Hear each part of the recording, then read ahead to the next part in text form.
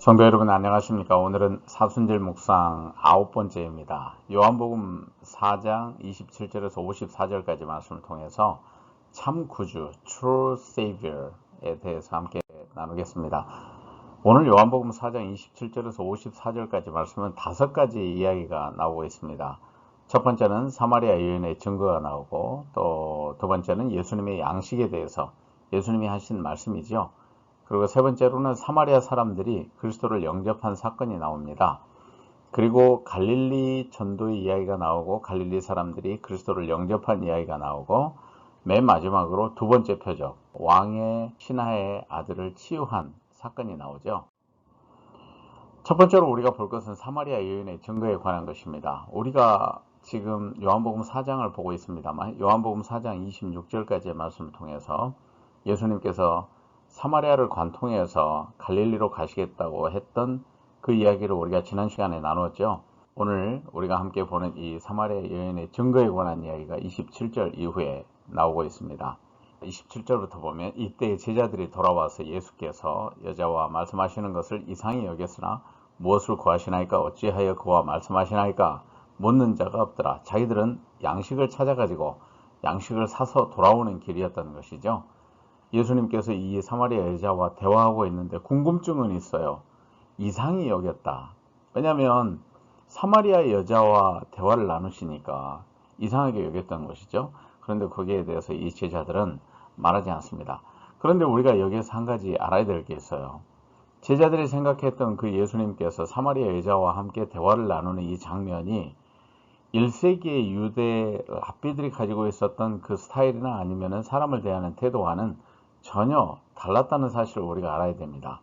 우선 유대 랍비들은 상당히 남녀를 차별하고요, 그리고 권위주의적인 그런 태도를 가졌던 것으로 알려져 있습니다. 그런데 예수님께서는 지금 이 우물가의 여인과의 대화를 통해서 전혀 그런 태도를 보이시지 않지요.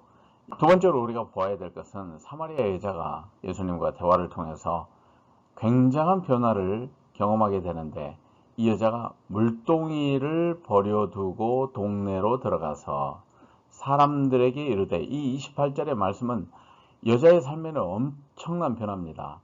사람들에게 갔다는 것이죠. 그리고 사람들에게 말을 합니다.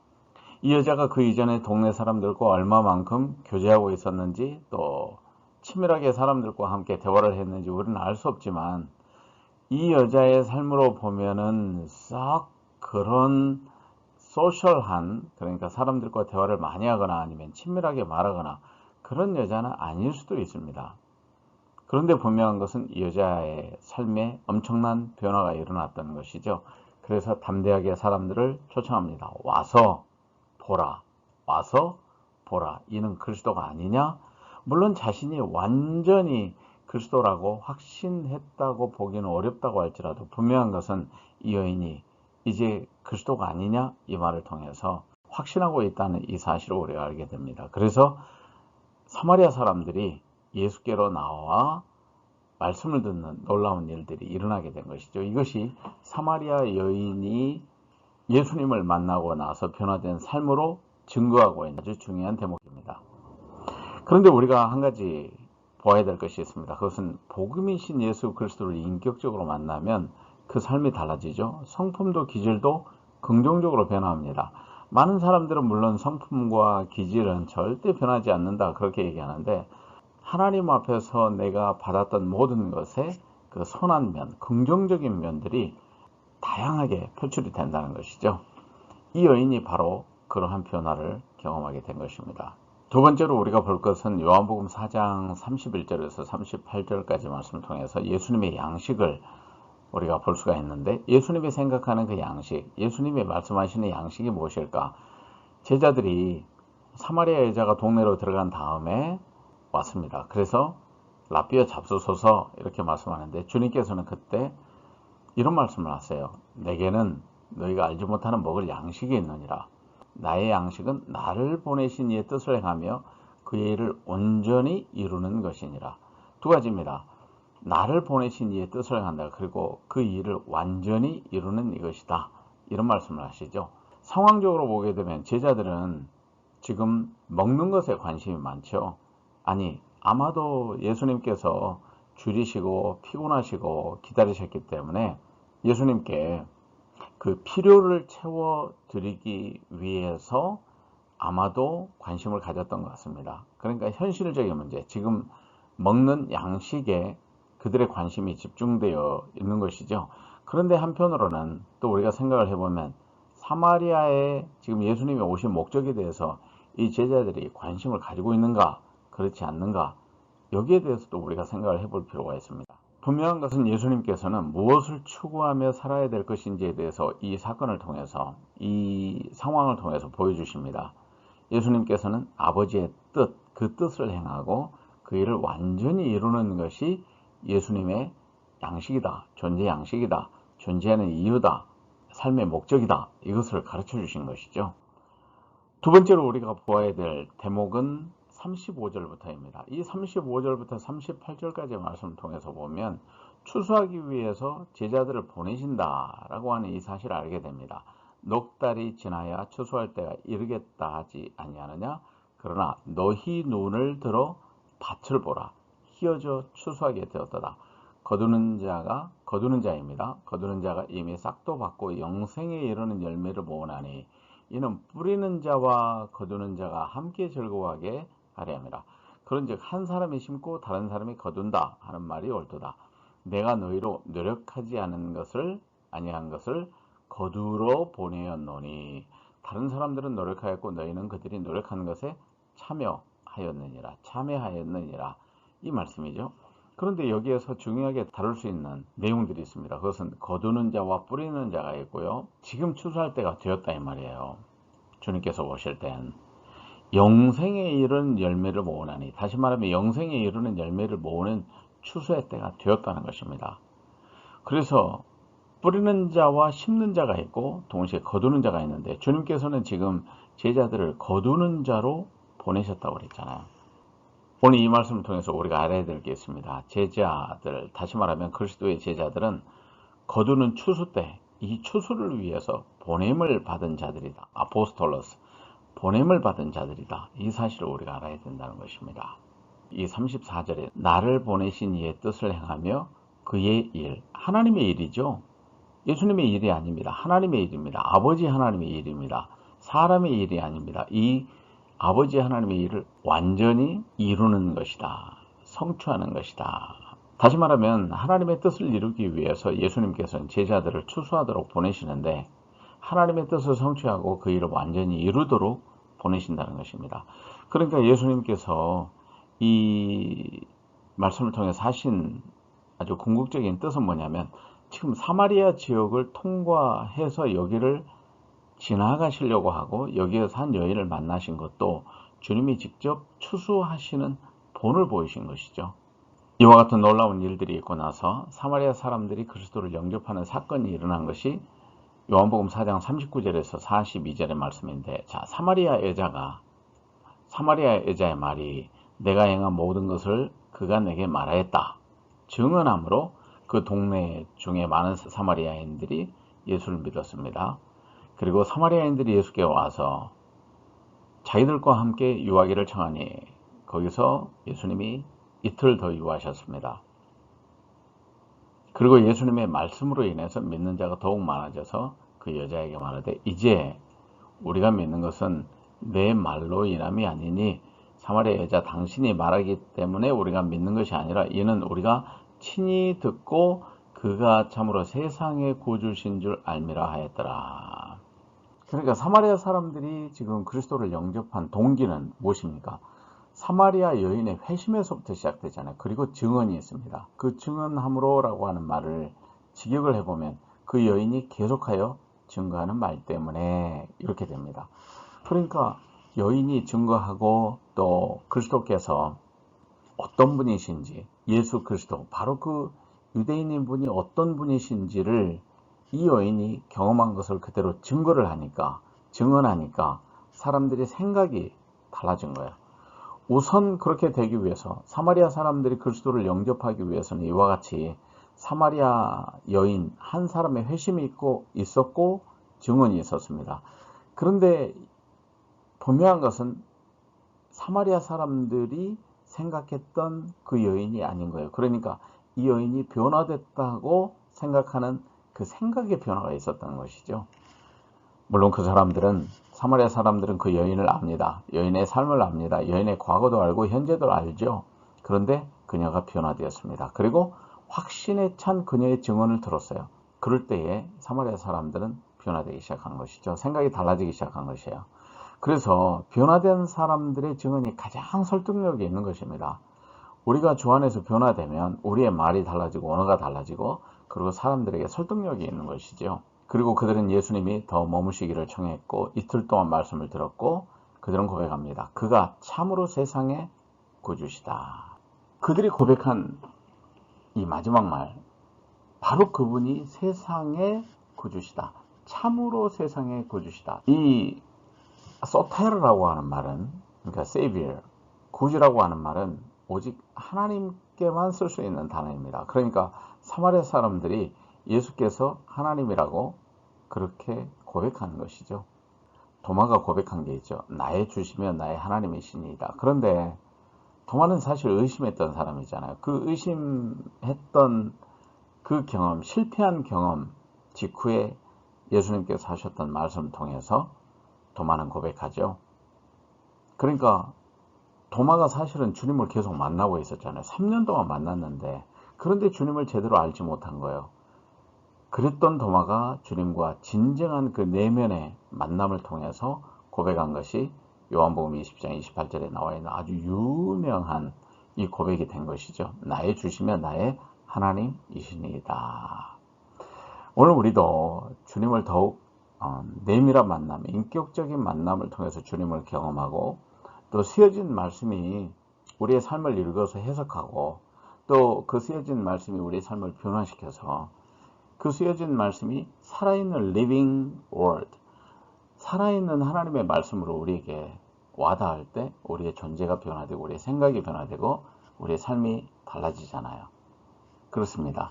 그런 변화를 통해서야 비로소 우리는 주님을 참되신 나의 구주로 고백할 수 있는 것이죠.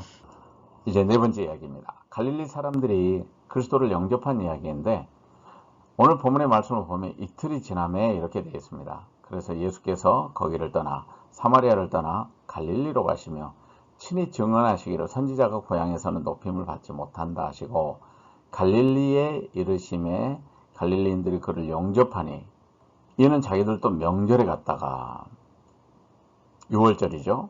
명절에 예루살렘으로 갔다가 예수께서 명절 중 예루살렘에서 행하신 모든 일을 보았습니다. 이 말씀입니다. 이 오른쪽의 지도를 통해서 보는 것처럼 예루살렘에서 이 갈릴리 지역으로 갈 수 있는 방법은 세 가지라고 제가 지난 시간에 말씀드렸죠. 지중해 해안을 따라서 이렇게 올라가는 방법이 있고, 이 사마리아를 관통하는 방법이 있습니다. 아니면 이 요단강 동편으로 가서 북상해서 요단강 서편으로 다시 돌아와서 갈릴리로 들어가는 방법이 있습니다. 그런데 예수님께서는 이 사마리아를 관통해서 가신 것이죠. 선지자가 고향에서는 높임을 받지 못한다. 이 말씀은 사실 구약 성경에 여러 사람들이 자기 고향에서 환영받지 못했던 것을 우리가 보게 됩니다. 예레미야도 그랬고 엘리사도 그랬고 엘리야도 그랬습니다. 예수님께서 만약에 갈릴리에서 환영을 받지 못했다고 한다면, 사실은 갈릴리는 예수님의 성장의 고향지이죠. 우리가 잘 알듯이 베들레헴, 유다 지역이 예수님의 태생의 고향이잖아요. 그런데 결과는 전혀 의외였습니다. 이 43절에서 45절까지 말씀을 통해서 갈릴리 사람들이 그리스도를 영접한 사건을 우리가 보게 되는데, 물론 예수님께서는 선지자가 고향에서 높임을 받지 못한다 이렇게 말씀하셨습니다만, 이 갈릴리 사람들은 예수님을 그리스도로 영접했습니다. 왜 그랬을까요? 이 45절 말씀이 그 키를 가지고 있는데, 명절에 6월절에 예루살렘에서 하셨던 모든 일을 보았기 때문에 그와 같은 영접의 사건들이 일어났었던 것이죠. 예루살렘에서 일어났었던 여러 일 중에 하나가 예수님이 물을 가지고 포도주를 만드신 그 표적의 사건이었죠. 결국에는 이 갈릴리 사람들은 표적을 보고 그리스도를 영접한 사람들이 되었습니다. 오늘날 우리 자신을 생각해 봅니다. 우리는 기적을 보았기 때문에 믿는가? 아니면 말씀의 기초를 두고 있는가?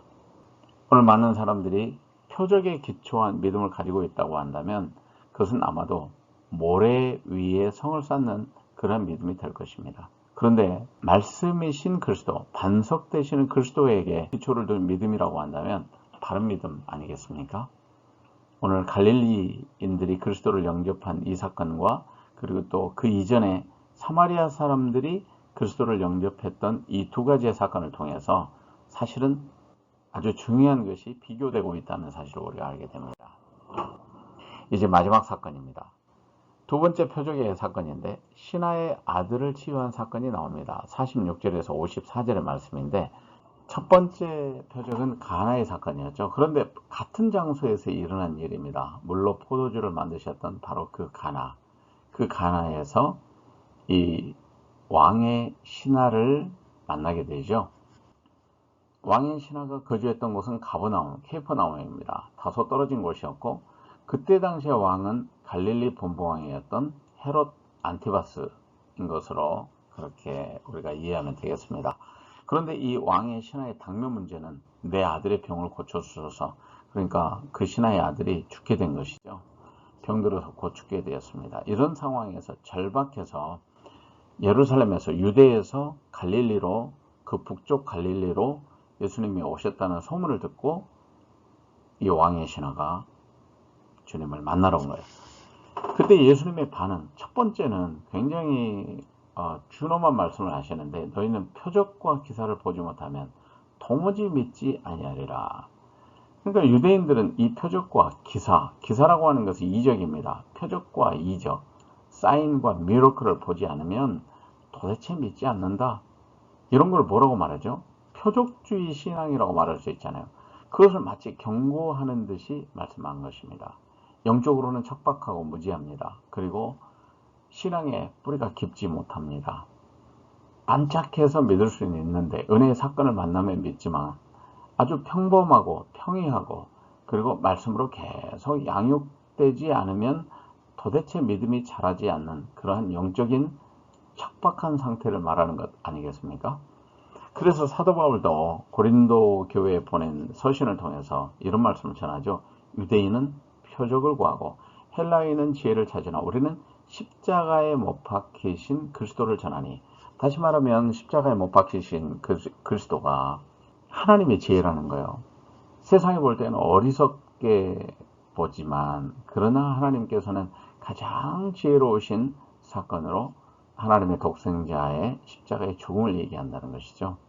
이제 신하 아들의 치유의 사건, 주여 내 아이가 죽기 전에 내려오소서, 이런 아주 간절한 마음으로 청하죠. 그때 예수님께서 하신 말씀은 가라, 내 아들이 살아있다, 이렇게 하신 말씀을 믿고 갑니다. 그러다가 중간에 자기 집에서 오는 종들을 만나죠.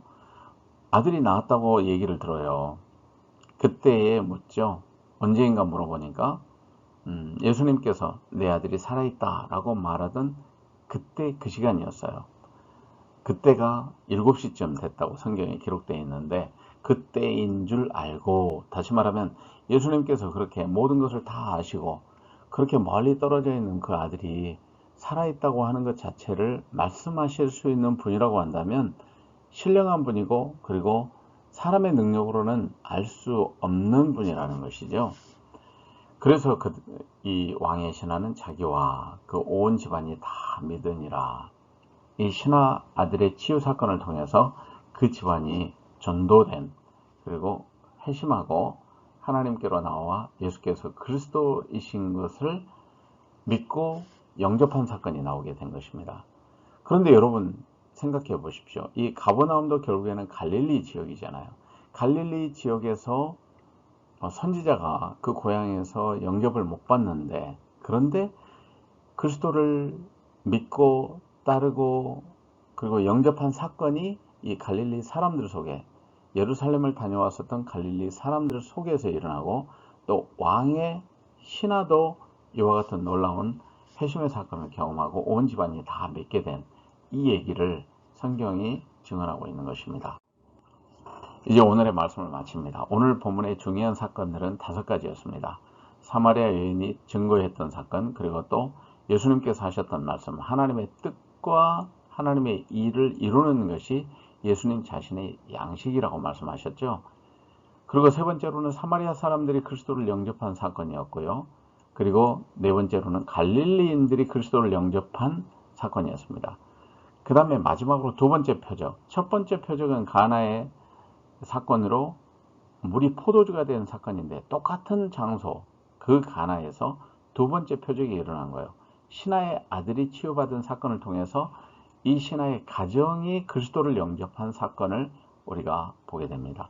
여러분, 이 다섯 가지의 사건 모두가 다 특별히 사마리아 여인과 사마리아 동네 사람들과 또 갈릴리 사람들과 신하의 가정까지 이 네 부류들은 모두 다 예수께서 그리스도이신 것을 영접한 사건이 되는 것이죠. 우리가 확신할 것이 있습니다. 그것은 이미 우리가 믿고 있는 세상의 참 구주는 누구인가? 그리스도이신 예수님이잖아요.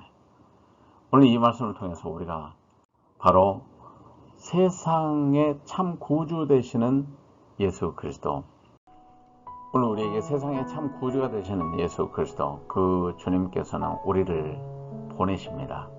영혼의 추수를 위해서 우리를 보내시는데 가정으로 보내고 일터로 보내고 이웃에게로 보내고 또 사마리아와 같은 곳으로 보내십니다. 그래서 세상의 땅끝까지 우리를 보내시는 것이죠. 우리가 삶의 자리로 또 안주하고 있는 그 자리에서부터 주님께서는 사람들을 만나 영혼을 추수하는 그 자리로 우리들을 보내십니다. 왜냐하면 우리가 주님의 동역자일 때, 우리가 주님의 제자일 때 그와 같은 하나님의 일, 하나님의 뜻을 성취하는 일에 우리를 동역자로 삼으시기 때문에 그렇습니다. 성도 여러분, 주님께서 오늘도 변함없이 우리들을 찾으시고 주님의 동역자로 하나님의 일과 하나님의 뜻을 성취하고 이루는 일에 우리와 함께 하시겠다고 요청하실 때, 아멘 주 예수여 내가 여기 있나이다 나를 써주소서, 이와 같이 고백할 수 있는 믿음의 성도들, 하나님의 자녀들 되시기를, 또 예수 그리스도의 제자들 되시기를 주의 이름으로 축복합니다. 다음 시간에 뵙겠습니다.